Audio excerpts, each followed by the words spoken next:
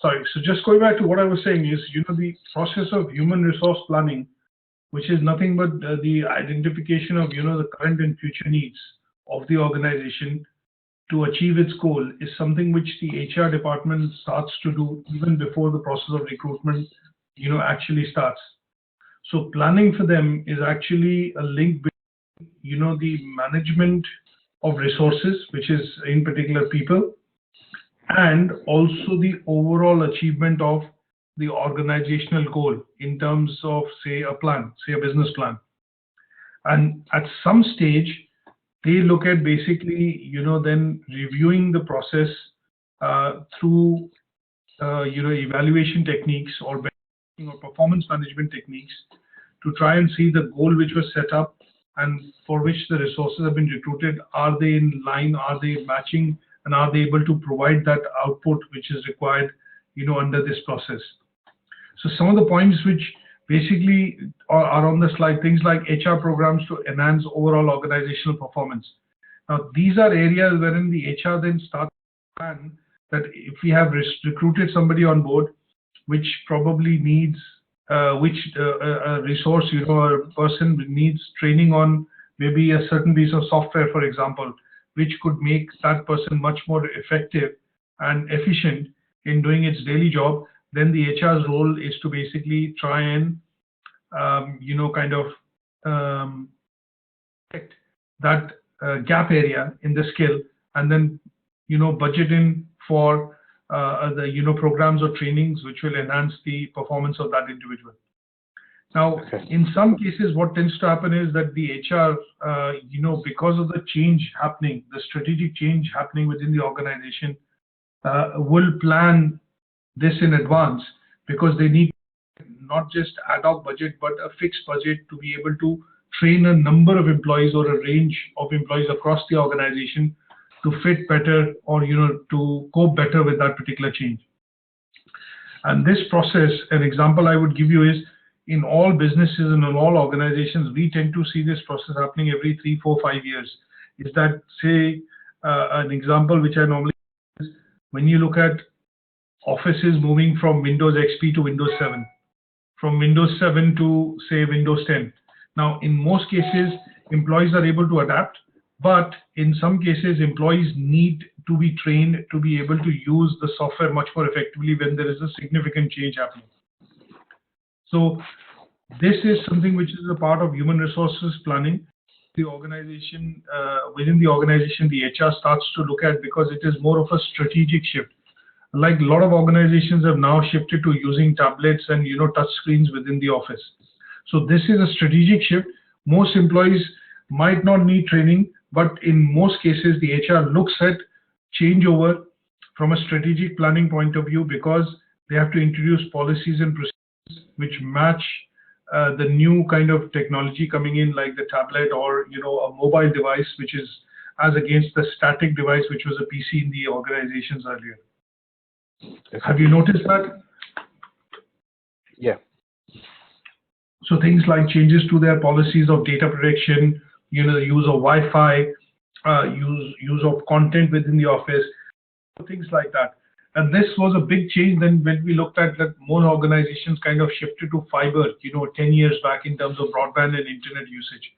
Most office usage predominantly was just email based, but when it moved to, file and data sharing within organizations, and when fiber started to become available, there was a strategic shift wherein most of the HR departments rewrote these related to usage of IT within the organization. So similarly, you look at, the human resources department looks at this process of HRP more proactively if there is a bigger decision or a big change happening within the organization. The other bits that we look at is, in some cases, this is an important, we are seeing at least in our generational shift of working within the organization, is that the organizations look at redesigning the workplace. Do you understand what do I mean by redesigning the workplace? Restructure. That is correct. So here the idea of flexible working comes into place, because most now introduced policies which allow, a greater role, things like paternity leave, both for both parents. Maternity is for mothers, but paternity for fathers. They also look at flexible, work policies in particular.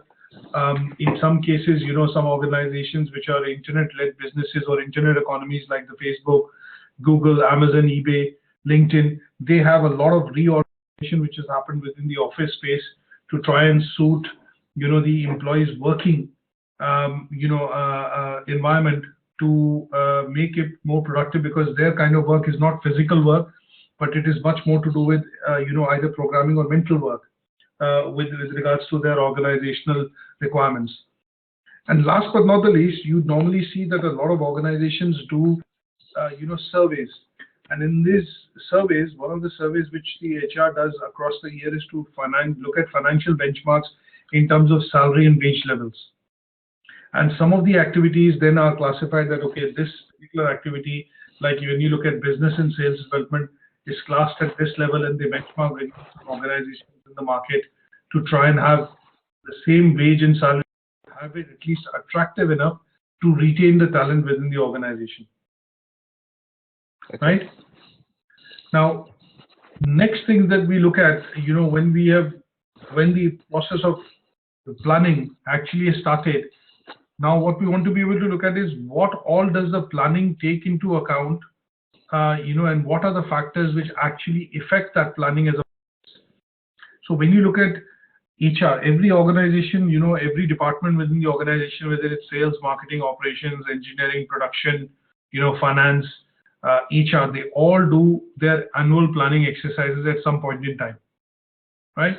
Yeah. Now, the HR department in general looks at these, it is affected by these kind of factors. So it could be affected by external factors. It could be affected by the overall business strategy which the organization or the management is trying to put in place. The number of employees within the organization could affect the HR strategy, the other way around. Sometimes the HR strategy also takes, clues from, and they try and recruit people in order to develop a certain type of corporate culture within the organization. And I'll give an example. In some cases, when you draw up the HR strategy or the planning, which is done on an annual basis, also looks at building competitive advantages and how does that strategy help differentiate the people working within the organization from others. And the last but not the least, the roles at some point in time within different, organization, when HR department, within the HR, there are different roles. So sometimes the organization looks at expanding on its own roles within the department, and that could be that the payroll, for example, the number of employees in the organization have exceeded so much that there is now a specific need to create a payroll department within the HR. There is a need to create the pensions department within the HR department. There is a department for training and development that needs to be created. So sometimes roles are also looked at in particular to try and cope with the demand of the growth in the organization, and accordingly a strategy is put in place. Now, very briefly, looking at some of the examples of how these then affect, the HR planning in particular. So when you look at external market, external market could be that if there is the economy is growing well, or if the economy has, there's recession setting in, then you will normally see the HR starts preparing a list of people to be made redundant, or there are layoffs which happen, or they try and squeeze down on budgets and costs wherever possible. Correct? When you look at business strategy, sometimes the HR department or the planning process is asked and create a resource plan basis the growth and requirement needs of the business. So sometimes what happens is the managing director or the chief executive will sit with the HR in particular and give them a guideline that, okay, I'm expecting the business to grow 20% this year, 50% next year, and 100% a year after. So can you put a resource plan in place, keeping in mind this overall business strategy? And that is where the HR planning essentially sits down to not look at just resource planning from a point of view of how many heads are required or people are required to be recruited, but also from a perspective of what is going to be the financial outlay, which the salaries and the other perks and incentives will be required to support that structure in the organization in the long run. And that is done something from a business strategic perspective. When you look at employees, it's the other way around. Now, sometimes the HR does reviews across the year to try and see what are the best positions which can be offered to employees because they have outgrown their role, or maybe they have, you know, they might have a fear of losing that employee to a competitor because the employee is performing quite well, and obviously, there are other organizations which would want to kind of poach the employee from within the organization because he's a star performer, or there is a need for that particular talent. And in the case of corporate culture, you look at things wherein, when you look at the financial market in particular, the banking, financial and the banking sector, you normally, there's a certain kind of corporate culture. Or when you look at the solicitors market, the legal market, legal services side of market, you will see that there's a kind of a prevalent corporate culture within the organization. And sometimes when the planning is done keeping in mind the culture of the organization. They want to bring in somebody who's generally, well versed with the process, well versed with the industry, is able to jumpstart in his or her role. And last but not the least, they need to have certain type of prerequisite qualifications before they are recruited. Now, if you are going out as a partnership firm or as a legal firm, if you are going out to recruit somebody, now would you recruit somebody who's not having a valid, say, legal qualification? If you are a firm of barristers or lawyers, would you recruit somebody to work within the organization from a perspective of going to courts and looking at attendance and all that stuff? Would you recruit a non-barrister or somebody who's not qualified as a lawyer? It depends. The answer would be no, but yeah, it depends. I agree. Overall, when you look at, if they're expanding, they want to expand, maybe say they're offering commercial law, family law, immigration, but if they're adding a law, a different form of law, say for example, mortgages or things like that, they would normally get a lawyer in who understands that side of things, isn't it? Yes. Similarly, obviously there could be expansion in terms of administration and support required, but in general, if you look at the majority of the business, majority of the employees within that specialist business, they're to try and recruit somebody who's coming across from that background and that culture, which can immediately start work and jumpstart the organization as far as that strategy is concerned. Yeah. Right? Now let's look at, you've heard about 4 P's of marketing, isn't it? Not 4 P's. What about 4 P's of change management, or 4 P's in HR in particular? I think I might have learned that like years ago. Right. Okay. I know about change management. Yeah. But vaguely can remember something about the 4 P's. Right. So basically what happens is, sometimes when the human resources planning looks at across a staff change within the organization, that means they are going to be deviating from the usual or the norm in the organization. What tends to happen is they go through a process of something called change management. And change management is nothing but, if I have to define change management, it is nothing but maybe a process or an approach which the human resources department has to adopt in order for the individuals to successfully transition from one role or one type of function they perform within the organization to kind of meet and kind of redirect them to helping them upgrade their skills to perform another function within the organization. So here the approach is primarily changes which are required to be brought across in the individuals or human as a resource, not humans, human as a resource, people as a resource, so that the organization is able to redirect its energies and resources, budgets, in terms of better utilization because of change of technology, or maybe because of the change in the marketplace. Right? Yeah. So here, when we look at change management, there are, basically 4 roles or 4 P's which basically look at change management. The first P is purpose. Why do you think such a drastic change is required to be done? And that needs to be identified as the first P, which is the purpose. Why is there a change happening? What is the background to the change? And last but not the least, what is it in for me? That means the individual going to be asked to undergo that particular process of change would always have that question of why is it me? Why is it me that needs to look at this change, or why is it me that has to kind of, look at performing, this particular change.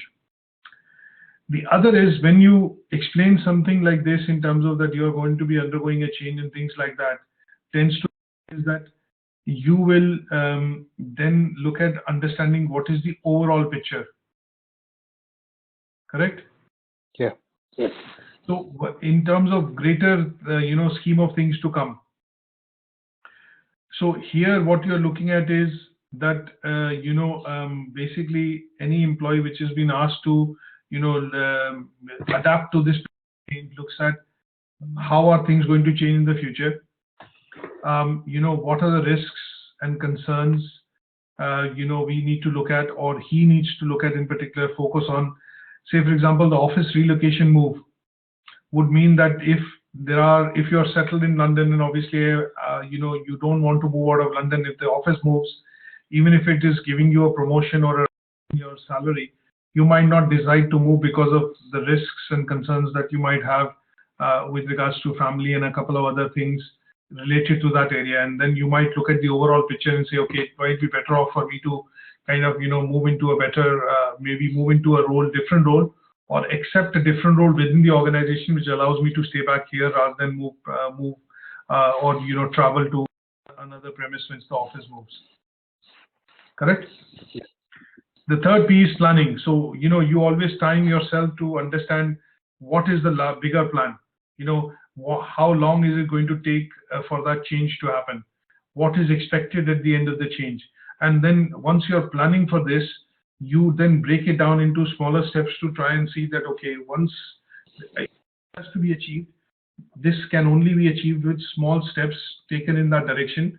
And in those cases, these small steps, what you do is you try and identify the key milestones, right? So in the case of office relocation, which is happening, which is a big change happening for a lot of staff working in the location, say London, when they look at that, there would be key milestones, which would mean that, okay, first thing would infrastructure would move. Second thing would be that the IT would move. Those are key milestones. Once the IT is installed, the infrastructure is ready, the desks and chairs and all that, and it is functional. The PCs are functional, the broadband internet, telephone lines are functional. That means a key milestone has been achieved, and then you would look at moving off the operations. That means first come first. Sometimes you will see that that they were moved from because of the fact that certain departments which are in the back-end operations would move first. Things like finance could move, but the sales would move in the last, for example, or the reception, or the that department will move the first into the new premises. So it requires timeline to be set, expectations to be met, and key milestones to be achieved before the full transition can happen in this case of the office relocation. Last but not the least, we look at part, what is, it always comes to the fact, and it always comes down to the position wherein everybody looks at what is my part going to be during that change? What role am I expected to play in this particular change? And what is expected of me once that has been achieved? So if an organization hires, from a planning perspective, a project manager which will oversee this relocation of the office, at some stage, the project manager would come to a conclusion that, okay, once that project management, once that office relocation has happened, what is it going to be expected in terms of whether he will lose his job, whether he will get a new contract, or what is the further role the project manager is going to assume, is something that he will look at in particular. So overall, when you look at the process of change and change management, to happen, these are the 4 P's that we normally look at planning from that perspective. Is that okay? Yeah. Okay, next one that we are looking at is there are a few models that we will study.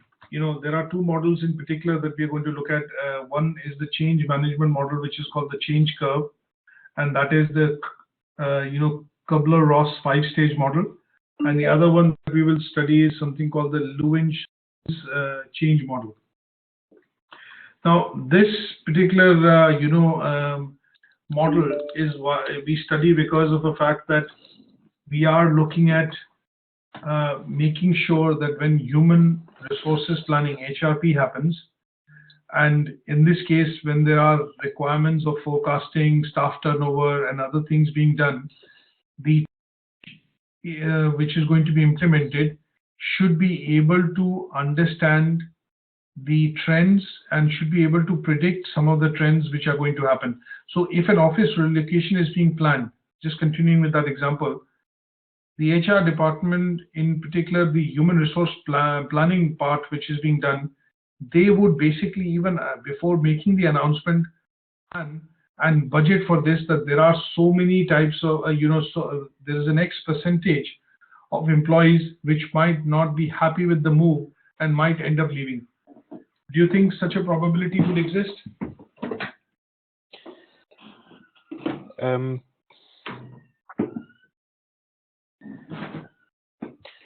believe so, yes. Yeah. It basically, the Levin's model basically talks about, the change actually happening in 3 steps. And the reason why it looks at happening in 3 steps is, what it says is, at some stage, the HRP looks at, from an outsider's perspective, the current situation, which is unfreeze. Then they look at the whole process of change. And then what they go back to the same position wherein it was running efficiently, because after a bit of adjustment, the process of change or the process of relocation will go back to its original location, which is nothing but refreeze. So it's like saying, if I have to get up, and say, for example, I have to go up, get up and get into the car and drive from Manchester to London. First things first, what I have to do is basically plan the process. And in that planning of the process, what I'm going to do is unfreeze a lot of things, my own assumptions, the time it will take to travel, depending on traffic and all that. So that position is basically unfreezing. And at some stage, when I'm driving down to London, during the whole process, that process will be basically nothing change. And when I reach London and I get into my own home, or whatever it is, the hotel, I go back into the state wherein I'm kind of looking at, okay, I'm come back, I've driven successfully down to London, and here, I've reached safely. So that process basically just, kind of reassures yourself, and you go back to doing your routine things, because you're in the office or you're at your home, again, doing the routine operations that you do on a daily, weekly basis. Okay. So the 3 stages that we normally see, the unfreeze is basically talking about things like determine what needs to change. So in the case of office location, when they are looking at making this as a proposal, even before the announcement is done, they look at various needs, why this change. Now, before this is done, this decision is taken, they have to have a buy-in from the management. Does the chief executive support this? Are there long-term gains in this? Now, once that happens, you have to get a buy-in or a support from the senior management to even start planning, for this change. Okay. If you have the buy-in, then what tends to happen is that you basically would look at explaining to them or putting together a rationale or some sort of a document which clearly describes, which would be circulated maybe in the office, to talk about why there is a need for change. That we have outgrown this premises, the business has grown in the last 20 years. We need to look at new recruitment and resources available here. It could be government-related legislation, which would mean that there could be some sort of a business promotion which is happening, wherein it is financially more viable for the business to set up in that location. So those kind of things are prepared in that document, which basically states why is there a need for change. And last but not the least, even before this is announced, they do a small, discussion, maybe internally with, the line managers, department heads, to try and manage their doubts and concerns of why this is happening. Okay. So even before the CEO or the chief executive actually makes the announcement, what he does is, in this close group of, confidence, he will discuss that this change is being done and this planning is going to be put in place the final outcome of this will be actually shared, or will be disclosed to all your staff and members, peers, colleagues, whatever it is, at a point in time when he's understood their concerns and doubts, and they have been included in the change planning which is being done. The actual process of change is nothing but where the communication happens to all the employees, dispels all the rumors in terms of the concerns or the doubts which people have or the employees have. In some cases, there are teams which then get formulated wherein within the department they will formulate a team which will say, okay, you will take the responsibility of moving this, you will take the additional charge of doing this, and they get the buy-in in general from the employees before this change happens. And refreeze it. When they anchor the changes into the culture, that means they've got everybody's buy-in to be able to get that office relocation started. They will look at the ways in tandem with HR to try and see that even after this change, there is not much employee turnover, or there are not many employees which still end up leaving the organization. And in order for this change to happen, the organization will facilitate a lot of support and training. That means they might bring in something into the policy that's saying, okay, if you are based in the London office and you have to travel frequently to that office, the office would provide you a car, or maybe provide you, some sort of an annual pass for the train. Yeah. Or they will cover your expenses. And in order to do this, they then look at the whole process of, making sure that we go back to the same original state of, a kind of an equilibrium before the office relocation process started. So there's harmony, after the relocation as well of the premises to a new location. Okay. So here the Levins model essentially just focuses on these 3 steps, and they've defined some of these steps as, unfreeze, change, and looking at, what you call, refreeze. Now, the second one that we look at is, the Kubler-Ross 5-stage model. And it is another model that we look at in terms of, relocation. But this is more from an aspect of understanding, more from an understanding of, the human resources perspective. That what it is that when somebody is undergoing change, or if there is a situation wherein employees are undergoing change because of changes in the office environment, here what tends to happen is that they go through 5 phases of change phase. And these 5 changes of, 5 phases of change basically start with denial. That means a lot of employees will be in denial. They know the office will never move. I think it's a very big move. It won't be even sanctioned. Then some of them go into a stage which is anger, saying that, okay, why is it being moved? We are happy here. There's lots of change which is going to happen, so this change is not required. Some of them go into a depression because they can't move to a new, start worrying about their job or what kind of role or responsibility will be given because they have family and other things. And then some of them come to a stage wherein they say this is going to happen, it's imminent, but what they do is they basically start to prepare for a bargaining phase. That means they will start discussing with HR, maybe start looking out for jobs outwards and try and see if they can make it here rather than having to move on the other side. And the last stage is when it comes to a fact wherein, because a lot of rumors, gossips, concerns have been addressed, they come to a stage wherein they try and accept that, okay, the relocation is a good move. Overall, the company is looking at moving. They're trying to retain us. There are additional perks and incentives being given so that we can facilitate travel, things like that. And then it comes to a stage wherein they start to accept that change. Okay. Is that okay? Yeah. 2 different models looking at 2 different aspects of change management. One from a perspective of looking at physical more than human resources. The other looking at it from a point of view of just what the human resources go through and how people adapt to when they look at understanding change happening, which affects their direct working environment. Okay? Okay.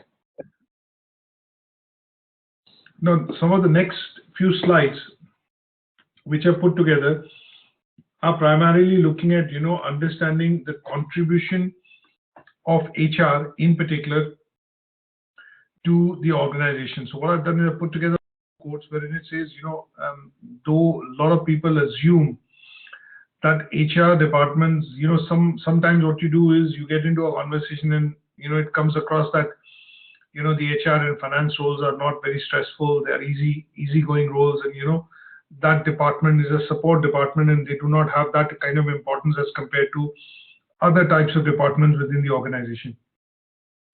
So when you look at the car manufacturing industry, the engineering, the production, the product development department may be the most important department in the outward nature of employees when they look at outwards from within the organization. But one of the key aspects which we forget is once again.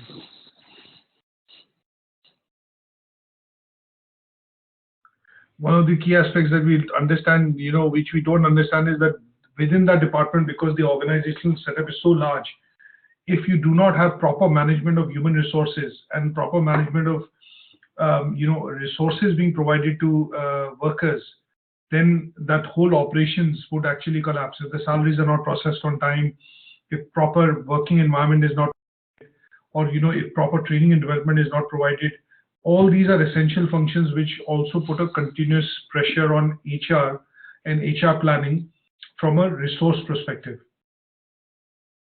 Do you understand that? Yeah. Yeah. Now, so because in order to understand this, what also happens is that there are lots of ethical practices also built in to the working of this particular department. And the reason why this is done is that it is one of the, I think the example which I'll give you here is, a lot of organizations have something called the public liability insurance. Yeah. Or employer's liability insurance. Now, why do you think this is something which most organizations have beyond a certain size of business?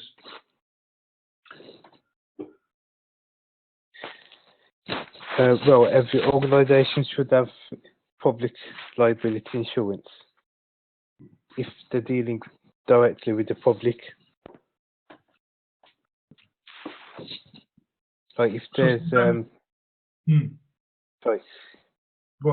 if something were to happen now, like say a member of the public was to walk in and they injured themselves, then the organisation will need that public liability insurance because that member of the public can make a claim. So it's just to cover like the members of the public really, if there's any injuries or accidents, anything like that. And it's the same with employee liability insurance as well. It's to protect the employees. That's absolutely correct. So basically, when you look at liability, it would be because of any physical resource, working environment, health and safety within the organization. If the employee or anybody else, in the event of having an injury or maybe an adverse effect, would be able to make that provision of making a claim, and that will be settled through that particular insurance policy which the organization has. But that remit of that particular function sits with human resources planning or human resources department in the practical sense. Because, for example, when you look at a lot of people who do highway maintenance, when they have to dig roads or dig up things, they end up developing some sort of a disorder which is related to at some stage shaking of hands. Now in those cases, or if they become their hearing, they over a point in time lose out on you basically lose the ability to be able to hear well.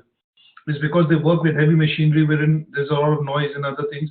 So the general idea there is that policy covers it, but it is essentially the role of human resources department in terms of planning to foresee this proactively, that if these are the kind of functions which the employees are expected to do, then in their development and in the planning and the implementation stages, they need to be able to have these policies and practices in place or the ethical principles in place so that it works in the favor of the employees and in favor of the organization.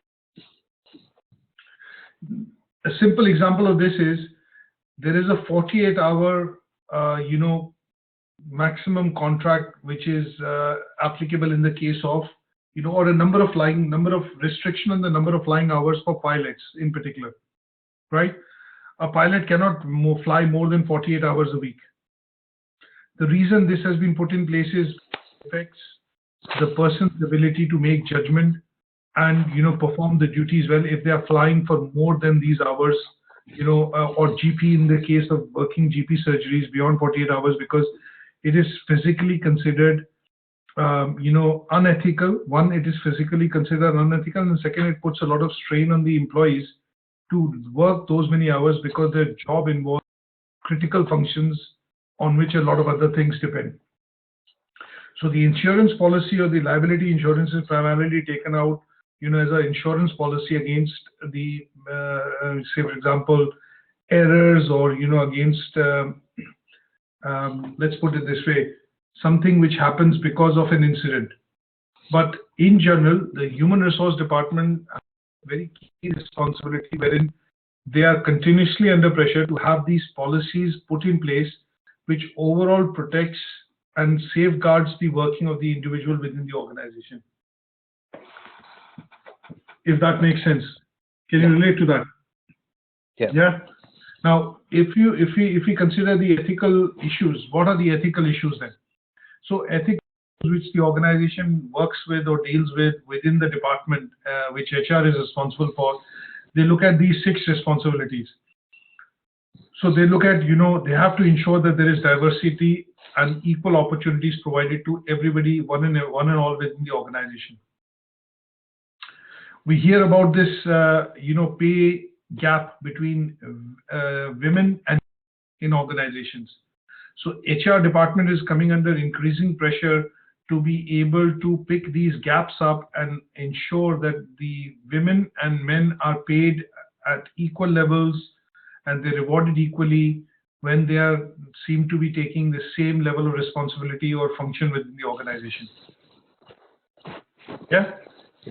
So one of the key we get to see and read in the news is that when we look at financial sector or the banking sector in particular, there is only 20% of the women which are in the top positions. That means board positions or senior management positions. Now there's a gap which the human resources planning needs to pick up. And this gap is currently under scanner with the government and a lot of other organizations, because they say this leads to the gap or reward gap between men and women. Can you relate to that point? Yes. Okay. The third part is, third policy, principle that we look at is they have to have clear and transparent policies and procedures. These policies and procedures are normally published on the intranet, are given across in the employee handbook, and they are applicable to one and all working within the organization. Now, learning and development on behaviors is important because a lot of HR managers always look at understanding the requirements in terms of what is required and which skill is deficient, and they pick up on these behaviors to try and always put employees on training and the learning and development route so that they are able to better perform in their job roles and responsibilities.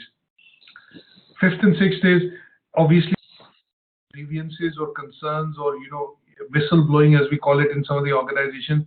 The first department to come across that is the human resources department.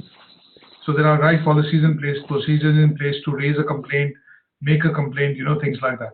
And last but not the least, most places we expect HR and other leaders to also be a role model. That means management position, people in departmental head positions, they are seen as role models, within the organization. Is that okay? Yeah. And underneath that, what I've done is I've drawn up the ethical issues in HR, and these are also self-explanatory. Now, sometimes ethical issues in HR could be related to cash and compensation plans. That means in order for them to look at reducing the pay gap, what they have to do is they have to publish transparently the compensation plans for all employees at various levels. Not all employees, but for all levels. So you clearly know what is set for you in terms of reward at a manager level, at a assistant general manager level, at a general manager level, at a vice president level, and at a director level. Is that okay? These are things which cannot be hidden. So it's one of the ethical issues in terms of how to differentiate related to the job description and responsibility, higher responsibility, and also create that differentiation in terms of having, then the higher compensation or, incentive, higher role or responsibility within the organization. Is that okay? Yeah. Good stuff. Now, looking at, some of the, goals of effective HR management. Now, this is a set wherein what we typically look at is, HR services in particular, have been divided according to the delivery within the organization. Okay. Now, as we know that there are various, functions which the HR department actually works and takes care of within the organization. So when we look at, HR delivery in particular, we look at certain types of functions like some shared services. So let's look at, for example, HR services in particular. Now, what are the HR services you think of are there which the HR department provides?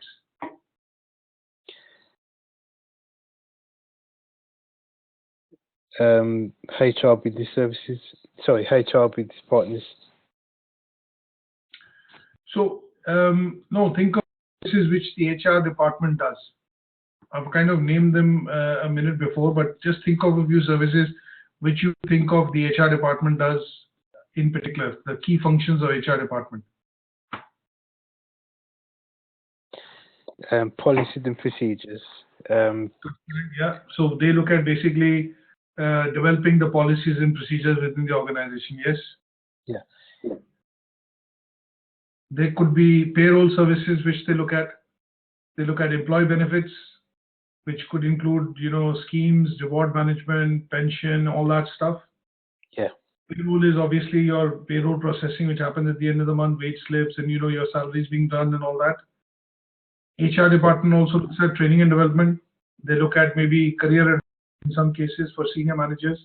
When a person has outgrown the post, but the organization does not want to lose that employee, they look at career planning and advice for that particular person to be able to create a role or, give additional responsibility.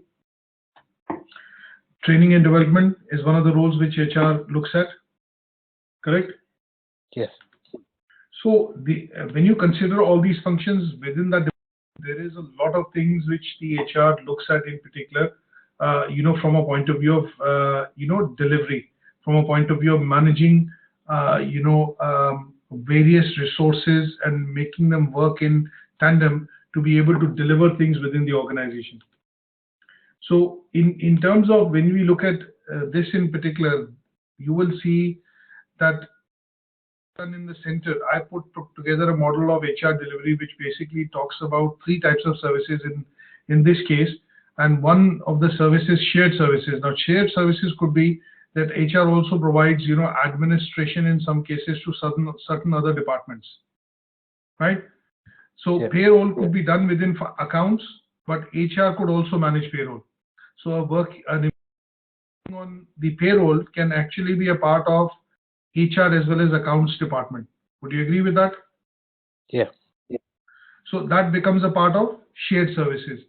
Now let's look at HR business partners.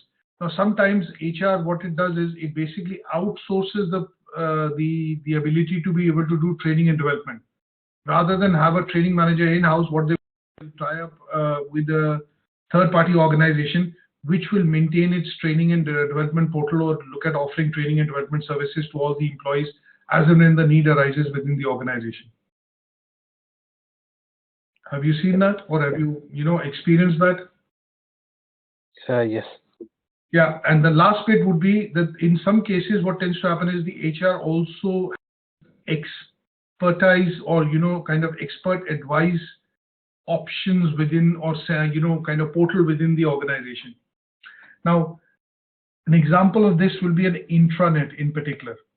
Now, there are lots of things which employees use on a daily basis which are related with HR department, things like letterhead, things like certain policies, things like job application form, things like basic things of raising queries.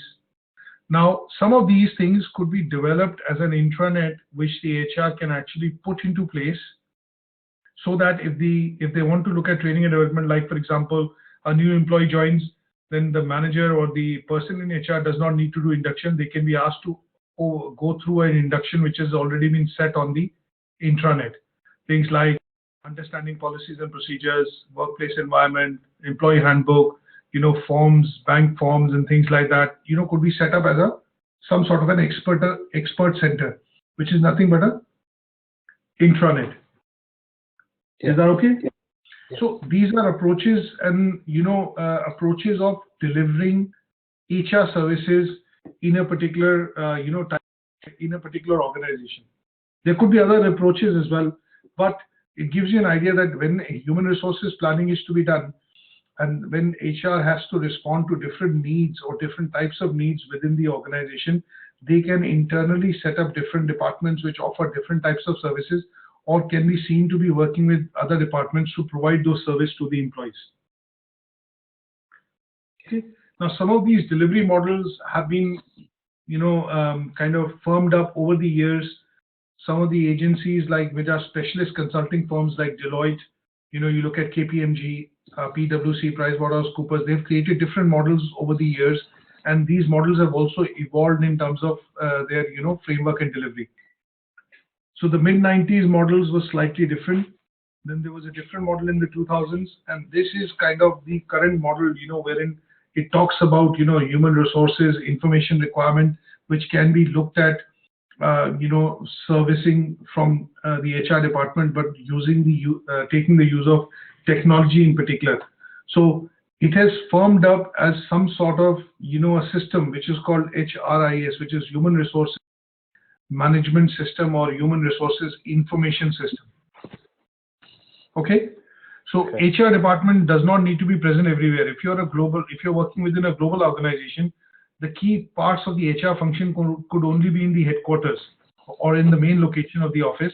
But some of these services can still be provided using business partners, using employees within other departments which are based there permanently, or by setting up an expert center, through the route of the intranet, and that would then constitute something called the Human Resources Information System. Is that okay? Yeah. Okay, good stuff. Coming to last few slides, looking at this is something which I'm going to send you but there are various, tools which are used by the HR in particular to evaluate, performance within the organization. One of the clear tools is called the Balance Scorecard. And Balance Scorecard is a tool which has come up over the years and has become a very important tool in understanding the performance of an employee or the organization in particular, in terms of that it is a performance matrix that is used, predominantly by management to identify and improve the internal functions of a business. And what they use is they use this technique to be able to forecast what could be the outcomes if these things are to move or the goalpost is moved with departments or different functions. And this can also be used to measure actually, and also measure and provide feedback to the organization. So I'm going to send you a handout on this. You'll have to read through the handout.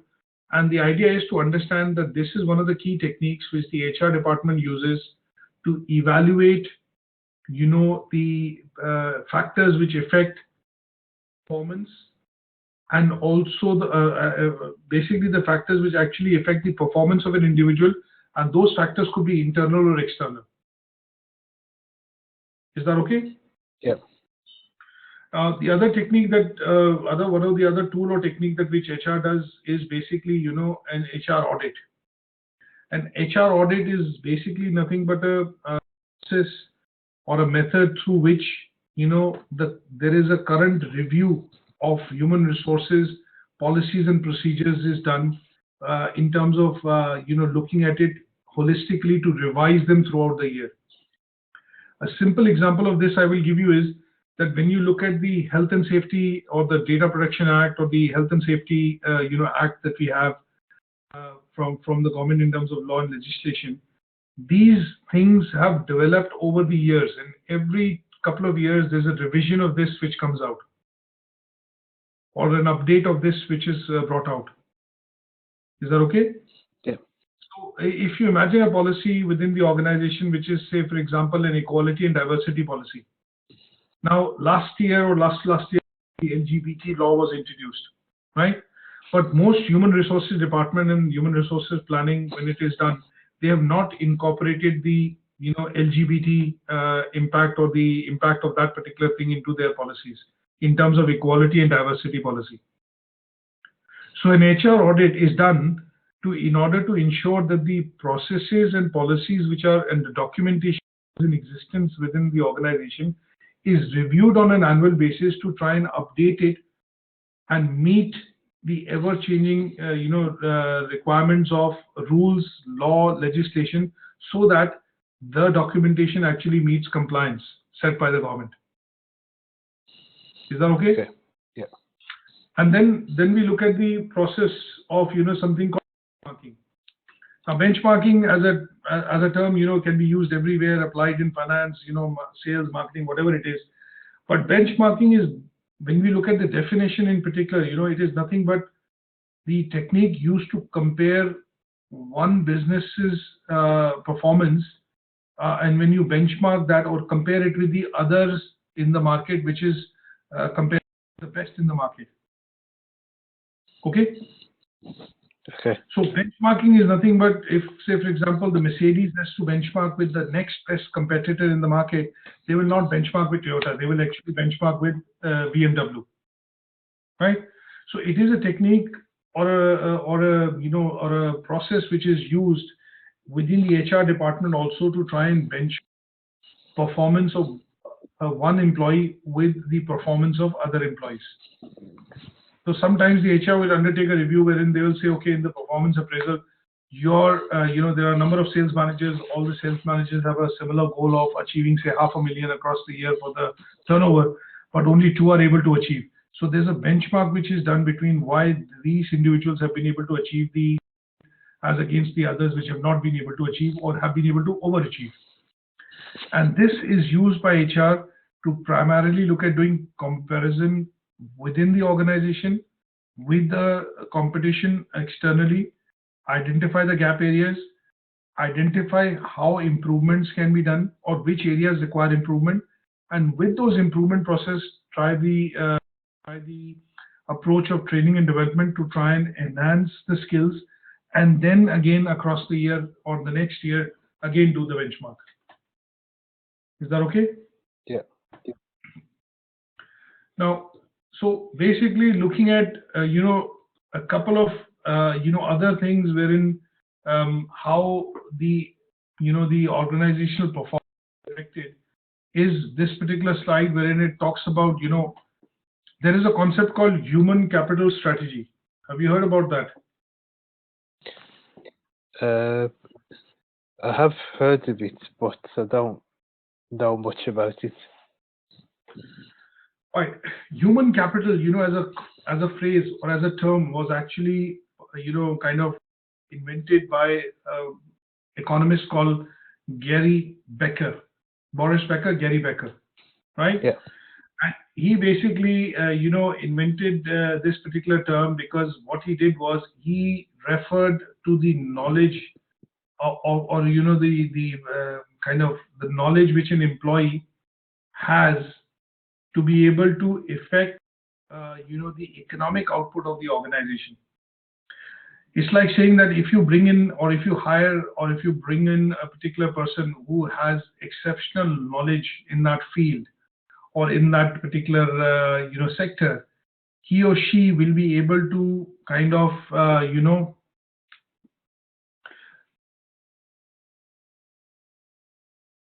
one second, sorry. Just texting my missus.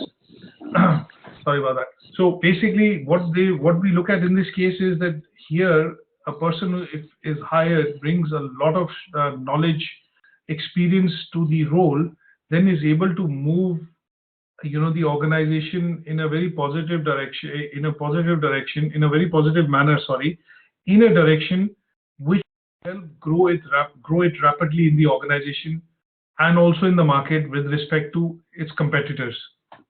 So basically what he looked at was, in particular, looked at the kind of knowledge which the person is able to bring into the organization, along with these traits, these skills: leadership, value and culture, individual performance, is able to work within the, and then how is that individual able to affect the overall economic output within the organization. So sometimes when you look at human resources planning, when it is done, they look at recruiting the best out of the best in the market for a specific role, or a pivotal role as we call it. And that particular example is the mergers and acquisition department. So if you see people working within a department called M&A, they are considered very specific, very specialist in their roles, is because they've come or they have experience working within organizations which have undergone mergers and acquisitions. And when you look at employing somebody within that department, what they look at is, they do not look at the standard process of recruitment, but they look at the process from a point of view of experience and knowledge in that sector before they take that employee on. Okay? Okay. Now, in those cases, when you look at that potential of, the ability of the persons in terms of its contact, net, market understanding, dynamics, is able to bring across maybe a larger economic, turnaround in the company's position because of the traits which the individual exhibits. And that collectively is nothing but the capacity and the knowledge and the skill of his people, which then allows it to employ the best within the organization. Okay. Now, an example that I would try and give you is, say, for example, when we look at understanding, some of the global trends, that how people are valued within the organization. How do you peg that? Okay, if we hire an employee who's, say, for a particular department, in terms of, let's look at product development, you're hiring product managers. You would want to look at, hiring somebody who has prior experience, knowledge within that sector. So in that case, what you will look at is, you will then shortlist and create a list of certain key factors which are a must in the individual before the person is taken on board, as far as, recruitment is concerned. Some of these trends, when you look at, for example, some organizations, when they employ individuals, what they then look at is, if you say, pick up an example of Facebook. Now, traditionally, they will employ a lot of programmers, but they will employ a lot of programmers who have, an ability to think outside the box, which means they have the ability to be able to innovate or bring across creativity and innovation in product development, right? I think I'm not too sure, but when you look at just an example here, which I have seen and I normally quote, would be that Facebook introduced the concept of a timeline, a couple of years back. Yeah. Yeah. Now, a lot of users of Facebook were offended by the concept of introduction of the timeline, because it kind of segregated your posts and other things on the Facebook page.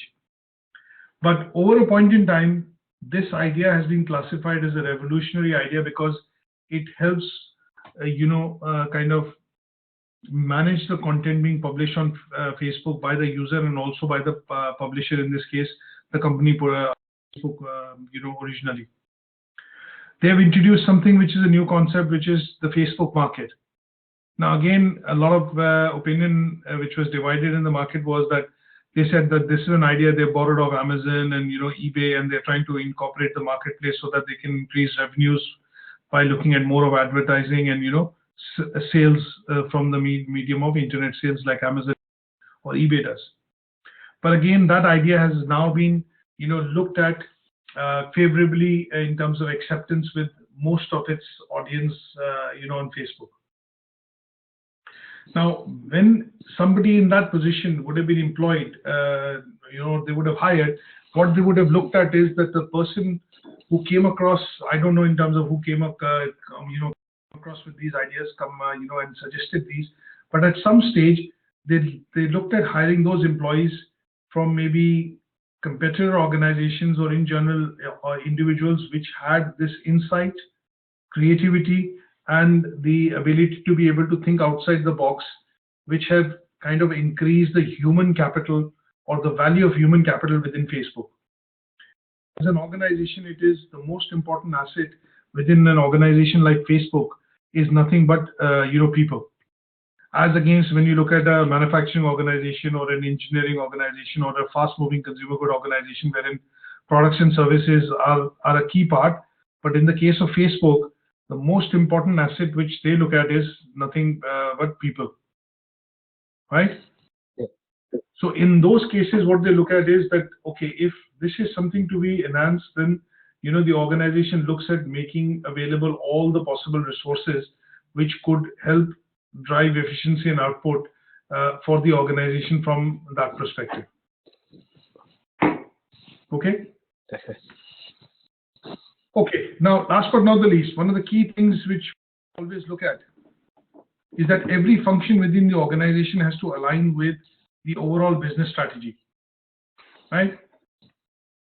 Yeah. Now, if the management puts together some sort of a business plan, then all the other departments are given that business plan and they pick up the relevant components of the business plan and then adapt it to ensure that they are able to best meet the requirements for working on that plan. So from a human resources point of view, sometimes the HR department is also given the additional responsibility to kind of, detail out the strategic objectives into micro objectives for different departments and different employees in the organization. Now, an example of that would be that you normally get to see the chief executive and the board will actually plan what will be the sales strategy or, the sales targets which are set for the organization. But in order for those targets to be kind of disintegrated into smaller targets, that is done by the individual line manager or the department head, and then department head then sits with the HR department to start making those targets which are both qualitative and quantitative to fit into the job roles of the individuals. Okay. So an example here would be, in our case, a live example would be that when I look at the role of teaching and learning, what we do is we have seen that our teaching and learning, we need to cover level 4 and level 5 before you go to do your top up with the university. But in order to ensure that you're progressing well in your studies, what we do is we break the topics down into individual modules and the individual modules into what you call the learning outcomes and the learning outcomes into individual learning plans. Now, from a perspective of planning, the principal and the quality manager would essentially plan out the courses. But when it comes to actual delivery, it's done by the quality manager sitting down with the tutor or the teacher to be able to ensure that the program is managed well, broken down into smaller parts, which still end up meeting the whole objective. Correct? Okay. Yeah. And then they sit down and understand in terms of what are the requirements and what is the capability of the tutor to be able to teach which modules. They understand what are the requirements for making sure that the delivery is effectively and it happens timely. And that is where the aligning of the entire program happens individually with each of the tutors, and then the tutor ends up delivering to the learners or the students. Okay? So basically, alignment of HR processes is done in tandem with the organizational objective is, and also from a point of view of understanding what is the capability within the employees or the employees base within the organization to meet that objective. And that is nothing but alignment of HR planning process with the business strategic objectives. And again, one of the tools and techniques that we use here to do is basically a balanced scorecard, for which I'm going to send you a handout, because a balanced scorecard helps you to clearly identify the key factors which are required for achieving that particular output, and it identifies the factors which affect it internally and the factors which affect it externally, so that you can better align the resources to achieve that organizational objective. Okay. Is that okay? Yeah. Now, what I'm going to do is I'm going to stop here. And that, hopefully, along with 1 or 2 handouts which I emailed to you, will essentially give you some more details in terms of some of the aspects and tools and techniques like the balanced scorecard, the benchmarking, the HR audit, and the 2 models of change management that we've looked at. Okay. Okay. And next week, what we'll do is we'll start with the motivational theories just to cover this learning outcome off, and then move over to understanding the key features of resource management, which is physical resources, learning outcome 1. Okay. Okay? Yeah. Okay, that's brilliant, Phil. Thanks so much for joining the session today, and I will catch up with you next week. Okay. All right. Thanks. Okay, thanks. Take care. No problem. You too. Thanks.